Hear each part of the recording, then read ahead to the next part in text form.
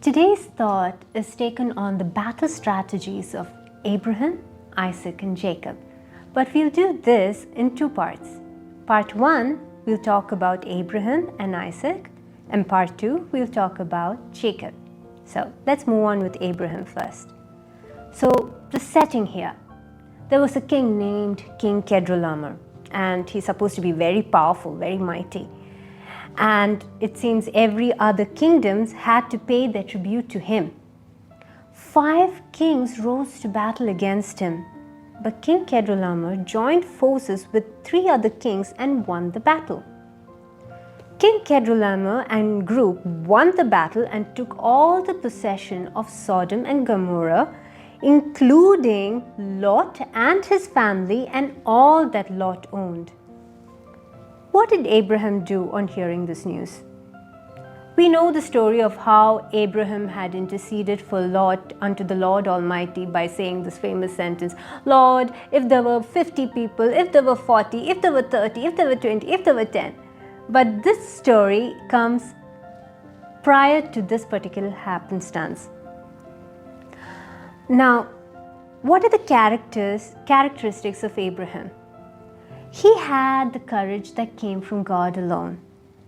He was not fearful to face King Kedorlaomer despite knowing how powerful or how mighty he was. For Abraham knew that the Lord he served was far more powerful than anything or anyone. The number of King Kedorlaomer's army, nor the strength and weapons and chariots possessed by this king, could put fear within Abraham. Though Abraham had only 318 men to fight alongside him to rescue Lot, he knew the Lord was with him. The Lord would give him victory. The Lord would send angels to fight against the enemy. The Lord would strengthen him and the 318 men with supernatural strength. Result? Supernatural victory. Abraham was able to rescue Lot and his home. Abraham refused to take any of the recovered goods from Sodom, for he did not want this King Kedorlaomer to say that he made Abram rich.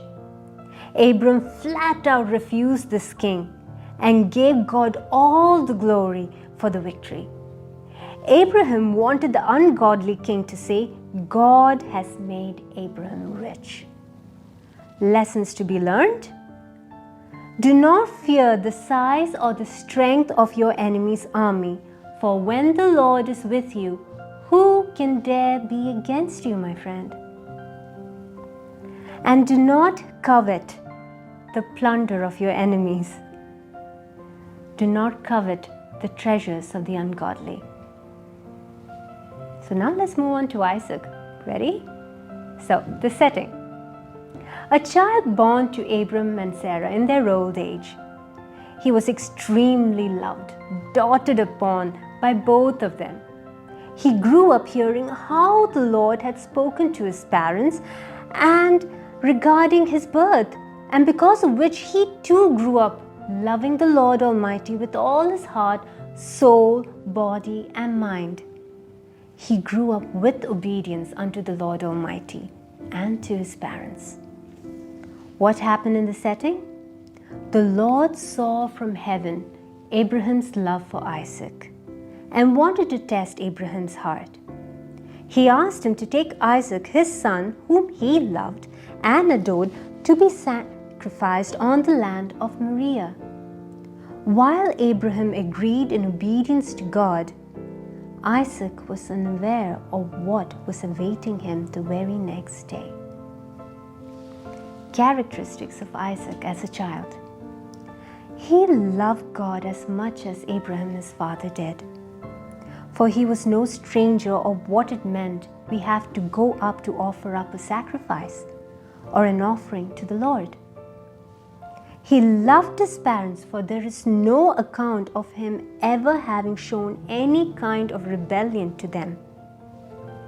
He had patience and wisdom beyond his years, for when his father had said that he was the sacrifice, he laid down still and did not put up a fight. He was obedient both to the Lord and to his parents. Though he could see the knife from the corner of his eye descending, and fear must have knocked on the door of his heart so loudly, yet he trusted God. Result? The Lord held Abraham's hand, saying, "Do not lay your hands on the boy or do anything to him, because I know that you fear God, seeing you have not withheld your only son from me." The Lord provided a ram to be offered up as a burnt offering in the place of Isaac. Lesson learned? Obedience. Isaac never resisted his father when both his hands and his ankles were bound together in order to be placed as a sacrifice on the altar. In his heart, he must have felt he just needed to be still and know that the Lord is God. He knew the God of his father was the God of his too, and will spare his life. He must have recalled the stories his father told him of the countless times the Lord protected, safeguarded, and favored his father.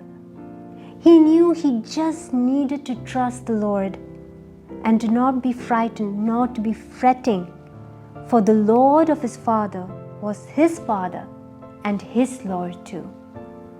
And he knew that no harm would ever befall him. So this ends part 1. Meet you in part 2 about Jacob. Be blessed.